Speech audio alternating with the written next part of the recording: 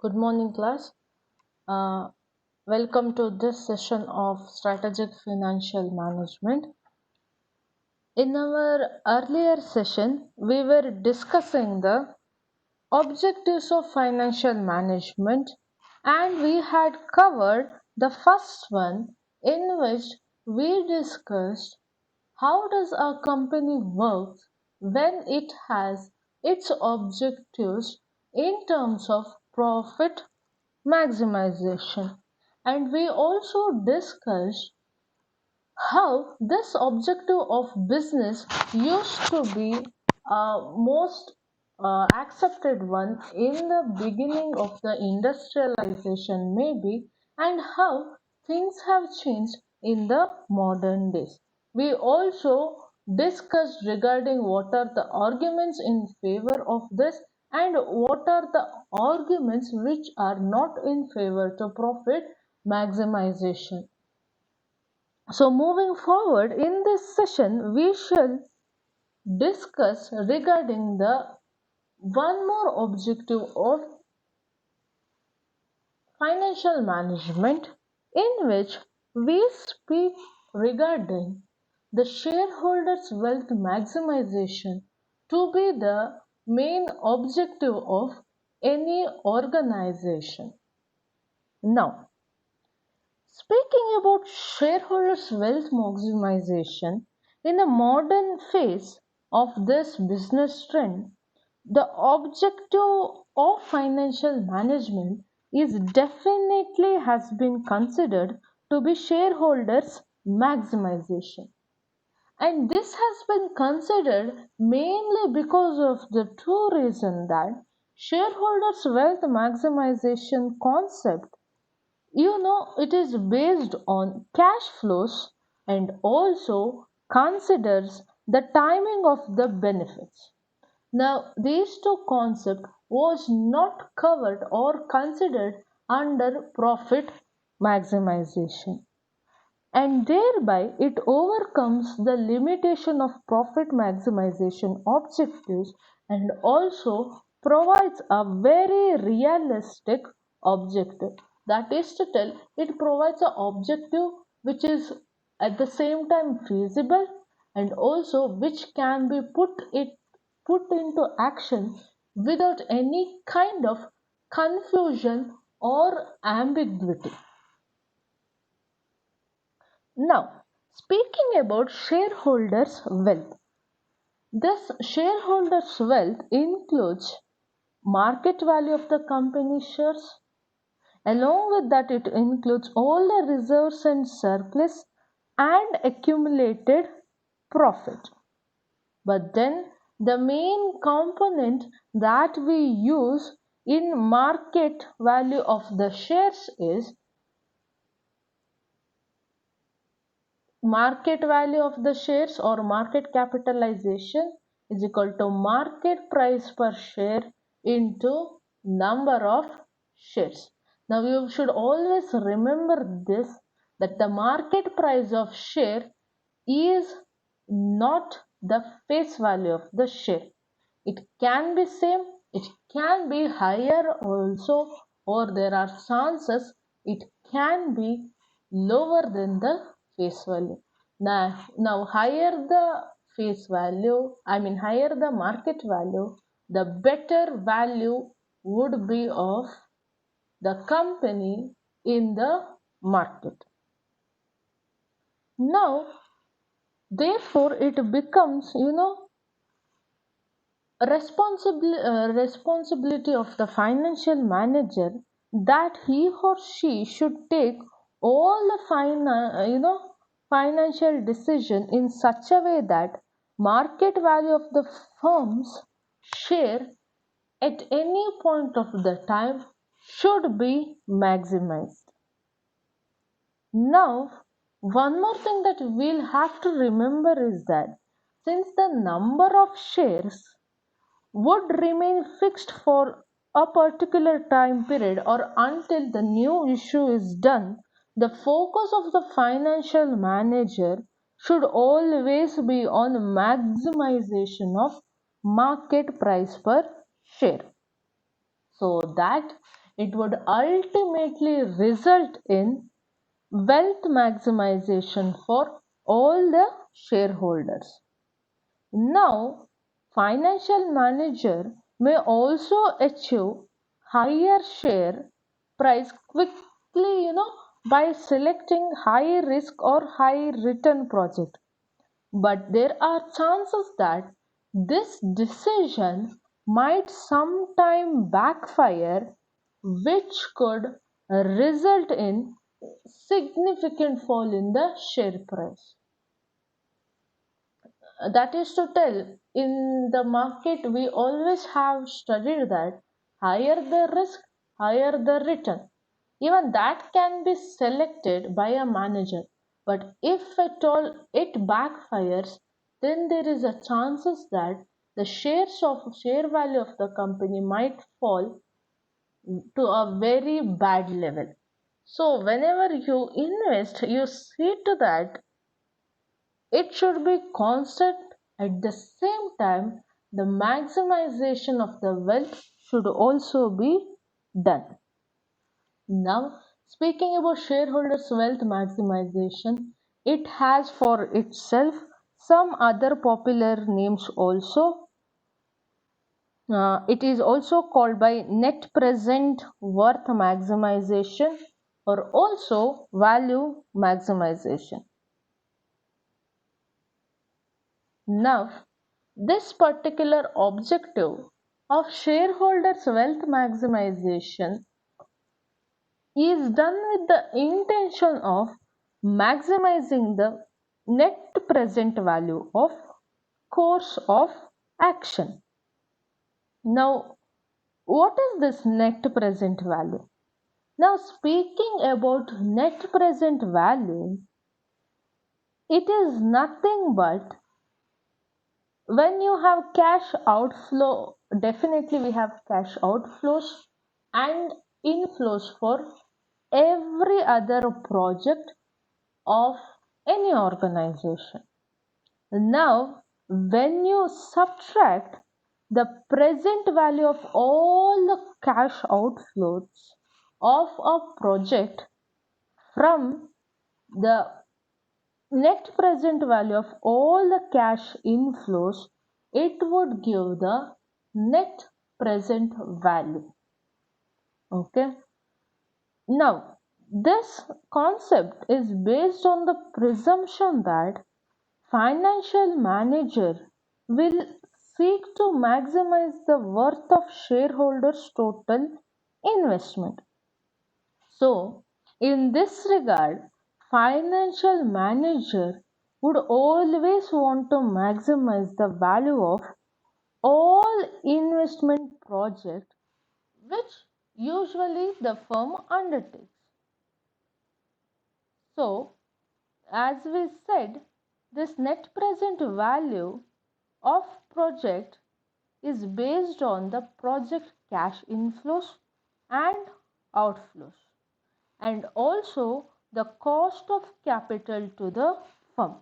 Now, cost of the capital is nothing but, in other words, discount rate. Cost of capital is, in simple words, you'll have to bring in capital for your organization for all the purposes, and in bringing this capital, you'll have to experience, you'll have to pay some kind of expenses for using for the money, for getting the money. Now, that expenses or all those expenses incurred in raising of capital, using it, is being termed as cost of capital. This is also called as discount rate. So, once again telling, net present value is obtained by subtracting the present value of all the cash outflows from all net present value of all the cash inflows. In simple words, whatever income you have got, you will have to subtract all the outgoing expenses. Now, net present value or NPV or wealth of a course of action is nothing but the difference between the present value of its benefits and the present value of its cost. Now, when we speak about net present value, a financial action will be termed as a positive net present value or a positive NPV, and we tend to tell that it creates wealth for shareholders when the outflows is lesser than the inflows. Okay. Now, a net present value or a NPV of project is termed to be negative when the outflows would be more than the inflows. Therefore, a financial action which would be always be having a positive NPV would create wealth for shareholders and is always desired by the shareholders. And a financial action resulting in negative NPV should be rejected because it would destroy shareholders' wealth. Now, sometimes at the disposal of organizations hand, there might be mutually exclusive projects. That is to tell, if at all there is one project, you are going to just assess whether it is going to have a positive net present value or a negative. If it is positive, you would accept the project. If not, you are not going to accept it. But then there might be chances where there would be mutually exclusive project. That is to tell, there might be two projects for your disposal. Or that is to tell, if you start with project A, you cannot do project B. If you take up project B, you will be unable to do project A. In that case, you would analyze both the project. Okay. And if at all it comes both to be positive, the highest NPV or the project which would be having the highest net present value would be considered for the organization. So, now it is not that a company will have only one project at its disposal. Now it would have several, to be specific. Now, this net present values of a firm's project will always be additive in nature. Now, that is to tell, net present value of project A plus net present value of the project B would be giving you net present value of both A and B.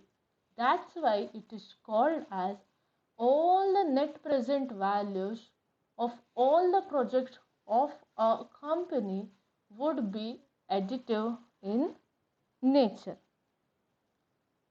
Now, therefore, the wealth will be maximized if net present value is followed in making financial decision of a company. Now, this net present value can be more specifically explained with the help of cash flows. That too, cash flows for a number of times. Okay. Now, net present value is equal to cash flows of first year divided by 1 plus the discount rate, and you would go on adding all the cash flows for the coming years, and it would be deducted by opportunity cost of capital. Or now K is nothing but opportunity cost of capital, N is number of years, and CO represent the initial cash outflow of the project. Okay, so the formula for net present value is nothing but cash inflow of the first year divided by 1. Now this 1 would be remaining constant for every year, plus K is nothing but cost of capital or opportunity cost. Now this cash flows should be added of every year until the nth year. Now nth or n represents number of years. It depends upon the lifetime of the project. If the project lifetime is 3 years, then there would be 3 different cash flows. And it depends upon how much year the project will be conducted. If it is 5, there would be 5 cash flows. If it would be 10, 10 cash flows. Now CO represents the initial cash outflow of the project, and it can be simplified by net present value is summation n C t divided by 1 plus k to the power t minus CO. So to put it once again, n represents life of the project in years, C1, C2, C3 until Cn are cash inflows of every year, to be specifically 1, 2, 3 and n respectively. CO is the initial cash outflow of the project. K is the discount rate, or in other words, it is the opportunity rate of return of investor, or what we call as cost of capital of the firm. Now in other words, C1, C2, C3 represents the stream of cash flow, or in other words, benefits that our organization expects to occur in the course of action. Now CO is the cash outflow or cost that action in the initial period, and K is the discount rate or opportunity cost of capital.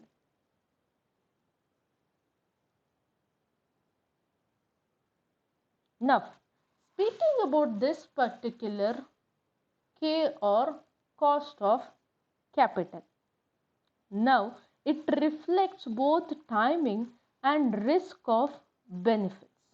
Okay,